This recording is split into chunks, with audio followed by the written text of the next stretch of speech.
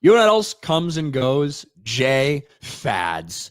When these fucking streamers, when these companies decide that, hey, you know what? You thought I said something else, didn't you? I thought you were going to say fats. I thought you thought I was going to say a different F word. All right, let's just, I am done trying to do a transition. No pun intended. So let's just transition to Disney's most recent transition. You remember this story from 2 months ago when there was a new Pixar series that was coming out on Disney Plus, and originally, back years ago when they started production, Disney planned to have an entire story arc about a transgender child and their acceptance and all this bullshit, all this cringe weird stuff that so many parents and people and audience members have rejected. Disney said, you know what?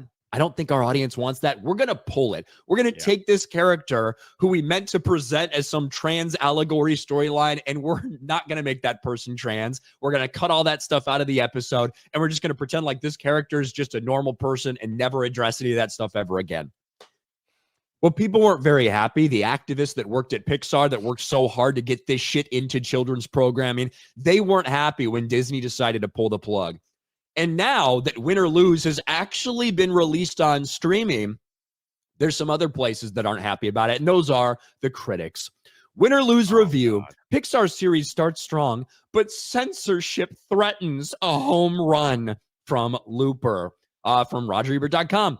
Pixar's charming but compromised Win or Lose catches a few foul balls.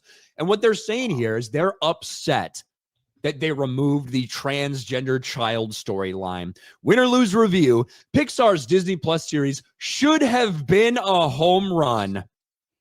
And in a review of the product that is put out there, they spent about half the time talking about what's not there, which no one ever saw, which was the transgender story arc.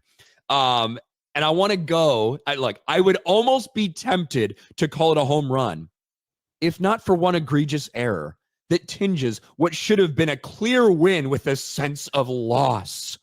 Wow. Okay, they talk about a couple of these characters, whatever. It's all about, hey, having some empathy and sympathy for these different characters and what they're going through. Which makes it all the more disappointing that Disney has evidently decided such empathy should have its limits. As first broken by Hollywood Reporter late last year, the studio axed a storyline involving a trans teammate, Kai, over the objections of many woke Pixar staffers, keeping the character in the show, but reimagining her as cis, normal. Critics weren't sent the episode centered on Kai, so she hasn't played a significant role in the ones we've seen so far.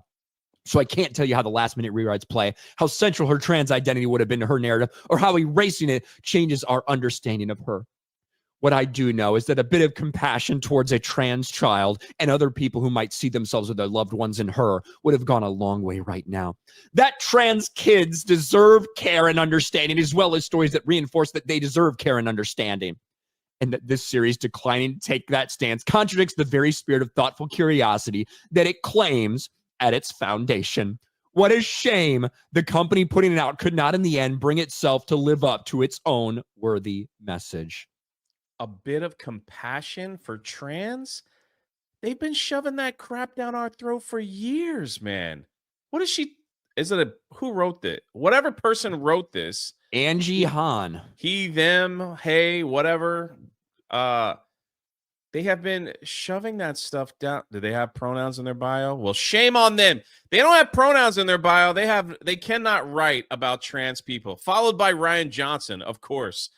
Why not? Oh, Angie's also over on Blue Sky. So, oh, geez. They've been shoving that stuff down.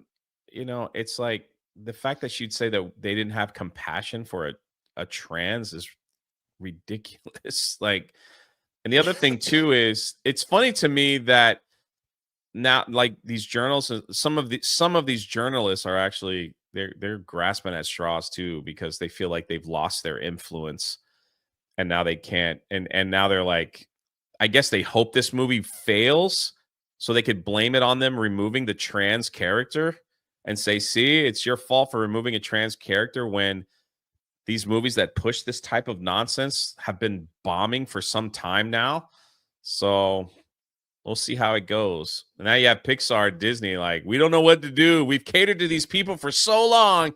And now that we remove 5 minutes of a film, they're all upset at us. We don't know what to do. It's like, holy crap. That's what you get when you when you cater to these people. Of course, they're going to turn their back on you. You gave them access. You gave them all this stuff. You let them come to the premieres for free. Who knows what else you gave them so they could push your movie, and then you do one thing against what they like, and it's like now they hate you. Crazy how that works. Yeah, and it's like they spent like paragraphs of this review of the show talking about all the things that are not going to be in the show, and they haven't even got that episode that it was supposedly affected. That's what they're focused on, right? Which is very interesting. And it's a common theme that we're seeing throughout. It's compromised. Again, they use the same terminology. Censorship threatens a home run.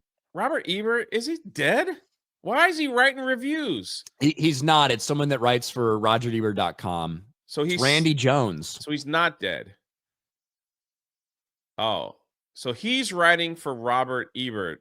Randy Jones. God. There you go. Is a film and television journalist born and raised in Brooklyn. They are the owner of a self-published independent outlet, Rendy Reviews, a member of the Critics' Choice Association, Gay Lecca, and a part-time stand-up comedian.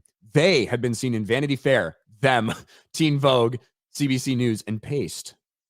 Stand-up comedian, huh? I'm laughing already. More like his name is Randy. Like oh my God! Comedian. Sorry, I thought you said Randy Jones. It's Rendy. Like Randy. I thought it was Randy too, but it's Rendy. Your name is Rendy, and you write for a dead movie critic. Sorry, that's too much.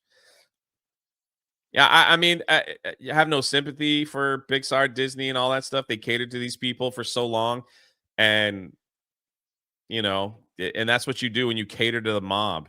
As soon as you do one little thing, they're not judging the movie on the movie merit, on how good the movie could possibly be. They want their messaging in there. You remove the messaging, and now they hate it. It's the worst thing ever. It's horrible. That's how it is. So, crazy. Which one of these do you think is that one? That kid? The trans kid?